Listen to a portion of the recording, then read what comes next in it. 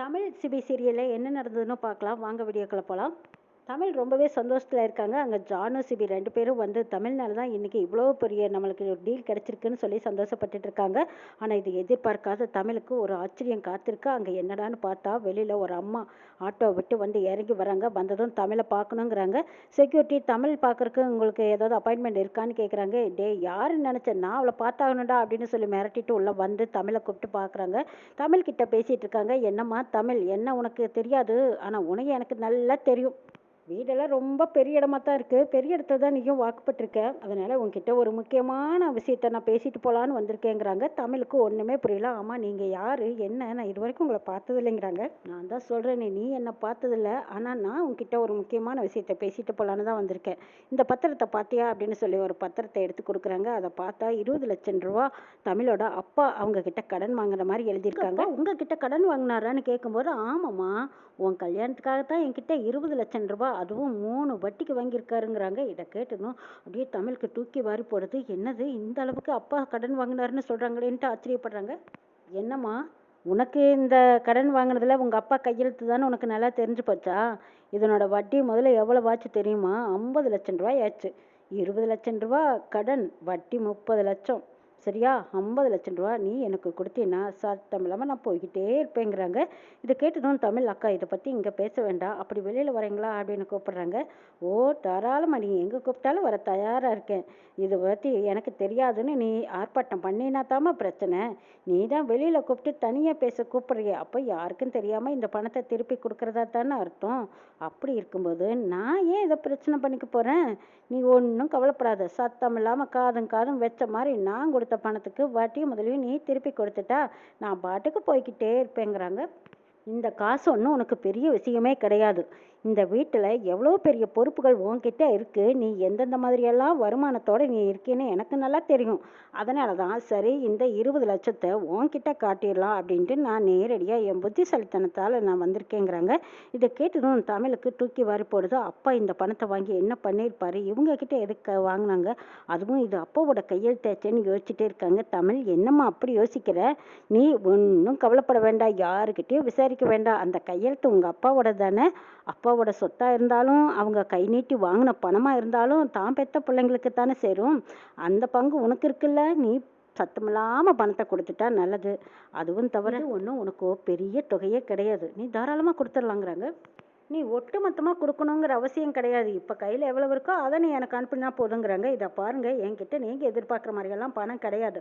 ஒரே ஒரு 5000 ரூபாய் இருக்குது, வேணா அதைத்தான் என்னால் கொடுக்க முடியும். இதை பற்றி என்ன ஏதுன்னு விசாரிச்சுட்டு நான் மற்றதை பற்றி பேசிக்கலாங்கிறாங்க. தமிழ், இதை கேட்ட அந்த அம்மா, என்னம்மா இது, இவ்வளோ சீப்பாக பேசுறியே, உன்னைய நம்பி நான் எவ்வளோ ஒரு காரியத்தில் இறங்கியிருக்கேன், அது மட்டுமா இவ்வளோ பெரிய தொகையை உங்கள் அப்பாவை நம்பி நான் கொடுத்தேன். ஆனால் நீ என்ன யோசிக்கிறதா பார்த்தா ஒருவேளை உனக்கு நம்பிக்கை இல்லையே என்னவோங்கிறாங்க. அப்படியெல்லாம் இல்லைக்கா, நீங்கள் கிளம்புங்க, நான் அப்புறம் பேசிக்கிறேங்கிறாங்க. அப்படி போக முடியாதேம்மா, இவ்வளோ பெரிய ஆதாரத்தோடு நான் வந்திருக்கேன், நீயும் பார்த்துட்டேன். இதுக்கப்புறம் நீ ஏன் இன்னும் குழப்பத்தோடு இருக்க?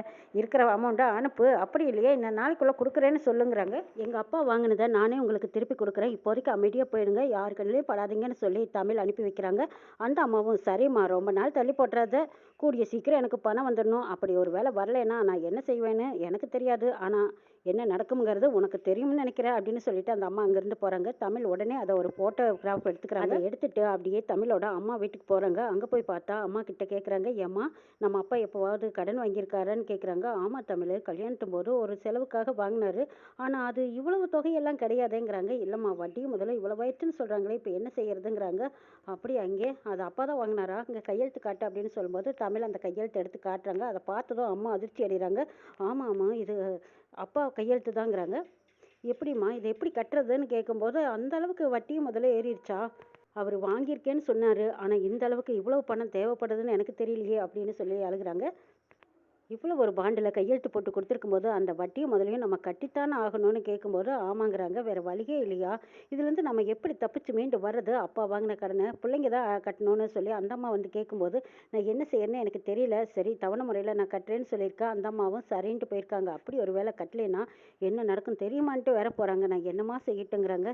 தமிழ், இதுக்கு என்ன முடிவுன்னு தெரியலையே, இவ்வளோ பணத்தொகைக்கு நீ என்னம்மா பண்ணுவேன்னு கேட்கும்போது, ஆமாம் அது கூட எப்படியோ சமாளிச்சுக்கலாம், ஆனால் இது எதுக்காக, ஏன் வாங்கினாரு என்னங்கிறது உனக்கு காரணமே தெரியாதாங்கும் போது அந்த அம்மாவும் தெரியாதுங்கிறாங்க. தமிழ், நீ எப்படி ஒருத்தியே இவ்வளவு பணம் சமாளிப்ப? ஒரு வேளை மாமா கிட்ட கேட்டு பார்க்கலாமாங்கிறாங்க. அம்மா அம்மா அதெல்லாம் வேண்டாம், அது பெரிய தப்பா போயிடும். கடைசியில சொத்து காசப்பட்டு தான் நீ வந்தியான்னு பிரச்சனை பெருசா மாறிடுமா, அது நம்ம இதுக்கு இப்போதைக்கு வேண்டான்னு சொல்றாங்க. இன்னொரு விஷயம், அப்பா பேரோ இல்லை உன்னோட பேரோ இது வரைக்கும் வெளியே சொல்லவே இல்லை. அப்படி ஒரு வேளை தெரிஞ்சா இன்னும் பிரச்சனை பெருசாயிடும். நம்ம அது தெரியாமல் வச்சிருக்கிற வரைக்கும் இன்னும் நல்லதுங்கிறாங்க. இதை கேட்டு அம்மாவும், ஆமாம் தமிழ், கணேஷ்க்கோ மீனாவுக்கோ நம்ம இங்கே இருக்கிற விஷயம் தெரிஞ்சாவே இன்னும் பிரச்சனையை பெருசாக்கி விட்டுருவாங்க. அதுக்கப்புறம் ஜானுவுக்கும் சரி உனக்கும் சரி பிரச்சனையாயிடும். தெரியாமல் இருக்க வரைக்கும் நல்லதுதான். ஆனால் இந்த கடனை எப்படி கட்டுறதுன்னு தான் எனக்கு ஒன்றும் புரியல. கண்ணை கட்டி காட்டில் விட்ட மாதிரி இருக்கேன்னு சொல்லிட்டு அப்படியே அம்மா அழுதுட்டு இருக்கும்போது, அழாதம்மா நான் பார்த்துக்கிறேங்கிறாங்க தமிழ். தமிழ் அவங்க அம்மா கிட்ட பேசி சமாதானம் பண்ணிட்டு திரும்ப வீட்டுக்கு வராங்க. அவங்க சோகமாக இருக்கிறத பார்த்துட்டு சிபி வந்து கேட்குறாங்க, என்ன தமிழ், ஏதோ ஒரு மாற்றமாக இருக்கு, என்ன விஷயம், ஏதாவது பிரச்சனையான்னு கேட்கும்போது அதெல்லாம் ஒன்றும் இல்லை அப்படின்னு சொல்லிட்டு இருக்காங்க. இல்லை இல்லை, நீ ஏதோ ஒரு சிக்கல் இருக்கேன்னு நல்லா தெரியுது, அதனால தான் உன் முகம் மாற்றத்தில் இருக்குதுங்கிறாங்க. அப்போ புரிஞ்சுக்கிட்டு, ஆமாம் செல்வரத்ன மாமா பணம் இவ்வளவு தொகையை வாங்கியிருக்காரு, இதை பற்றி உனக்கு ஏதாவது தெரியுமாங்கிற போது அதை பற்றி நீ கேட்டு என்ன பண்ண போறேங்கிறாங்க. சிபிக்கு அவங்க அப்பாவை பற்றி பேசும்போதே அவ்வளோ கோவம் வருது. ஒருவேளை அவங்களோட பொண்ணு நான் தானே தெரிஞ்சா சிபி இன்னும் என்ன முடிவெடுப்பாருன்னு தெரியல. இதில் இவ்வளவு பணத்தொகை வேற அப்பா வாங்கிட்டு கடனையும் வட்டியும் முதலையும் சேர்த்து கட்ட முடியும் ஒரு சூழ்நிலையையும் விட்டுட்டு போயிருக்காரு. இதெல்லாம் சிபிக்கு மட்டும் தெரிஞ்சது. அவ்வளவுதான், என்ன நடக்க போதோ தெரியலையேன்னு பயந்துட்டு இருக்காங்க தமிழ். அடுத்தது சிபி இதை எப்படி தெரிஞ்சுக்கிட்டு அந்த கடனின் தொகையும் அடைக்க போறாங்க. இதனால என்னெல்லாம் பிரச்சனைகள் குடும்பத்தில் எழும்ப போகுதுங்கிறதையும் நாளைக்கு சொல்ல பார்க்கலாம்.